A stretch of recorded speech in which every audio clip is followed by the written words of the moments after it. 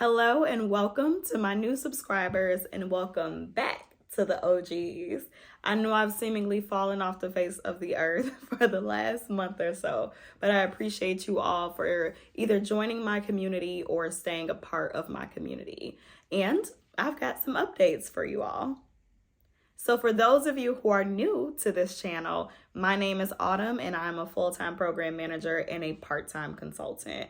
A lot of the content that I share regarding my freelance journey is regarding UpWork, which I am still very active on, and I have some updates for you regarding that. But I also have started doing work on Fiverr, and I've built out a website so that I can take clients directly through my website or via referral, which I actually have had a few. So shout out to my friends and shout out to my clients who have sent people my way. So yes, I do want to talk through a few of the differences that I've noticed between UpWork and Fiverr. So if you watch some of my previous videos, I talk much more in depth about the UpWork process. But with UpWork, you basically see a list of jobs. It's, again, a marketplace for freelancers. You see a list of jobs and you get to select which ones you want to apply to. There's a job description. There's often like the project length, like how long the client anticipates the project will take.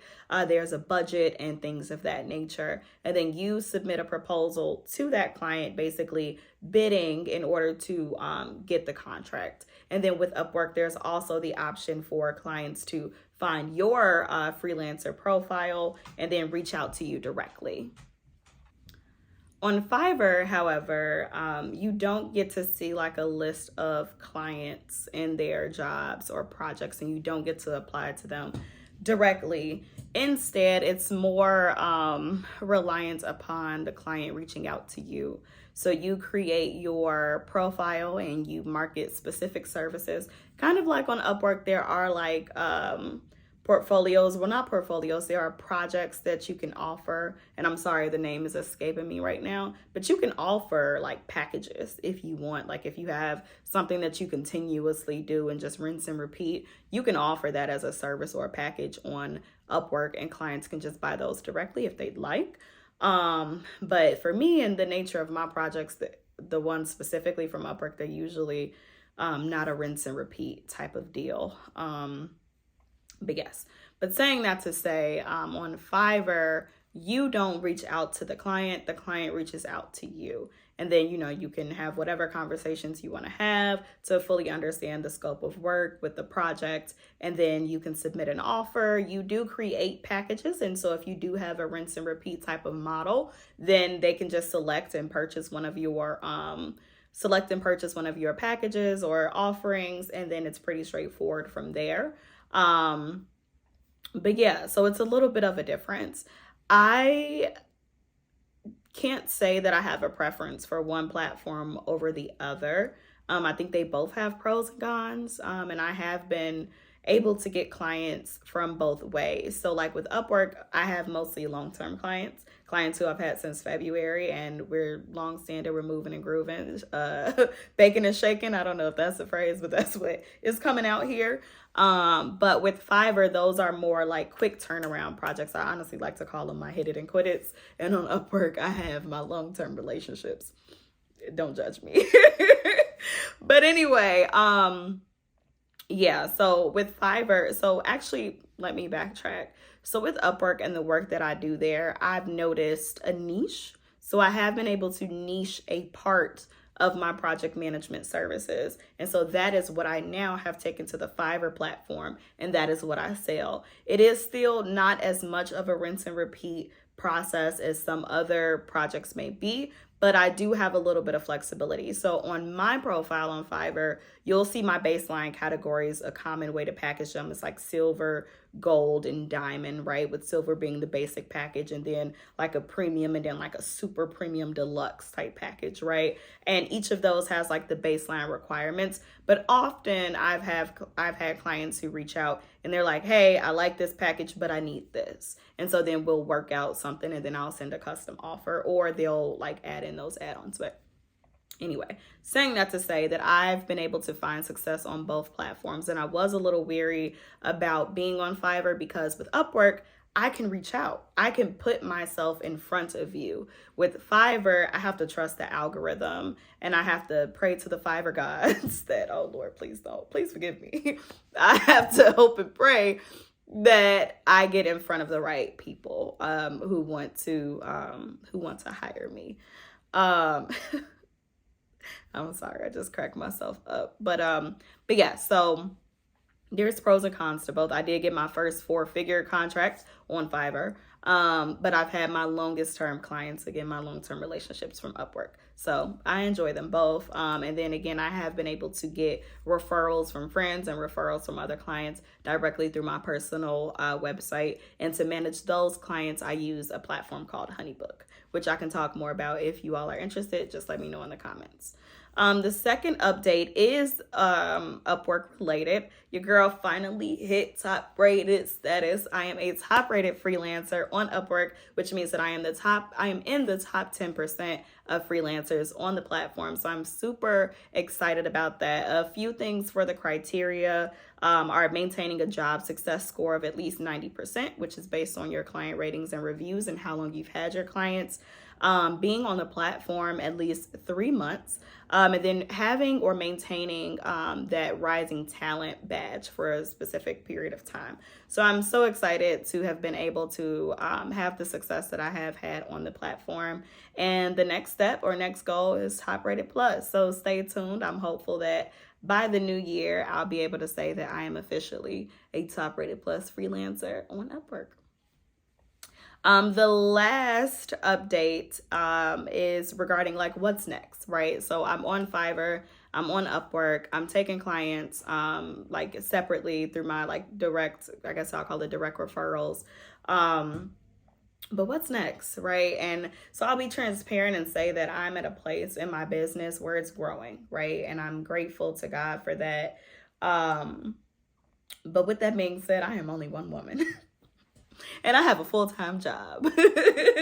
And I'm also, on the side, a licensed massage therapist. So I do also take clients in that regard. So saying that to say that my time is limited, right? And I can only do so much.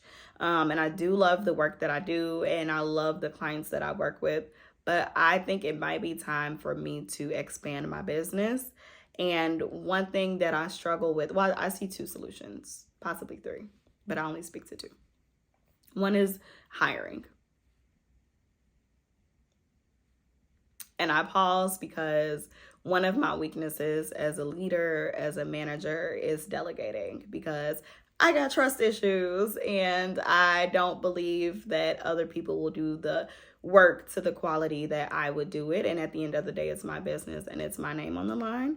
So I really struggle there. But I do think I'm moving towards that place where I have to hire at least one additional employee to help with the workload. So that's one thing.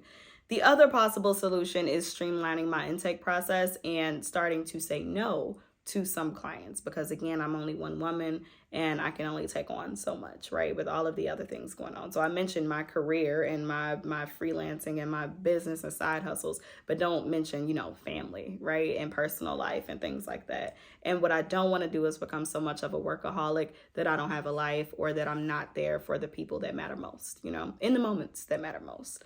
So saying that to say that one solution for me that I foresee is hiring. And then the other one is streamlining my intake process and saying no to projects that I just literally do not have the bandwidth for, or that are not at a dollar amount that I'm willing to accept. Okay, because we're at that point now. God is good. I was gonna say, God is good. Anyway, if you know, you know. But yeah, so saying that to say, actually, so as I've mentioned before, I am a program manager full-time, and a lot of the contracts that I take on are project, program, or operations management for small businesses and other nonprofits. With that being said, I do not have my PMP. I have been approved to take the test, but I just gotta study and actually take it. So I do not have my PMP. Let me make that very clear. But I am in progress to achieve it once I take the test. But I am a member of my local PMI chapter, the Project Management Institute chapter. And with that, and I encourage you to join your local chapter, research it, find it, join it. There is a membership fee, but it's worth it. My local chapter offers a mentorship program. And in this program, I was blessed to be paired with an amazing mentor. And that mentor helps me create a project of my choosing. And so from start to finish, right? And so it's like we started, I believe our kickoff was in September. I believe it was September, maybe August. I don't know. But it was in the fall, and the program concludes in the middle of January. And so my project is all about refining and streamlining my intake process. So it's something like, yes, it's additional time, but one, I'm placed with an expert who can help me or who has already done what I'm trying to do. And it's something that directly benefits my business. So I think either one of two things are about to happen. Well, one definitely, which is me streamlining my process, and we'll see how that works as far as helping me with my capacity and determining what clients and projects I can take on and what I cannot. But then the other part of that is I might have to hire. It might be that time, and I think I need to call my therapist and tell her we need to talk through me and my trust issues so that I am not the barrier for the success of my own business. So if my therapist comes across this, girl, I will see you soon. But anyway, that's literally all I have for you. I do apologize for being away. I'm going to try to do my best to be better. I have had a lot going on in my personal life, just family. I've had a few deaths in the family, and I opened a salon suite for my massage therapy business. So my attention kind of shifted there. I have still been maintaining and managing my consulting clients. So that business has not gone away, but my focus has just been expanded into so many different places. So yeah, but saying that to say, your girl is back. I'm hoping to stay back so I don't have to say that I'm back again in another 2 months. But we will see. Fingers crossed. If you pray for me, for real, and also for fake. But yeah, I just appreciate the support. I hope you're enjoying the videos. I hope you're enjoying the content. If you have any questions, I know I can be a little wordy, a little lengthy, and what I'm saying is some of my old coworkers would say, I don't know how to land the plane. So if you have any questions about what I've shared, if you want to know more about anything that I've discussed, yeah, just let me know. If you would just like to connect, just let me know. If you have any questions, any thoughts for videos that you would like to see in the future, anything you want me to expand upon, like any of the software I use. Again, I use HoneyBook to manage my clients. But I have heard that Dubsado might be a good one, but for now, HoneyBook does what I need it to do. But if I ever change, I'll let you know. But if you have any platforms that you use for your client management or CRM needs, feel free to drop those in the chat and I will check them out. But other than that, God bless you. I feel like Keith Lee. But other than that, God bless you and have a great rest of the day.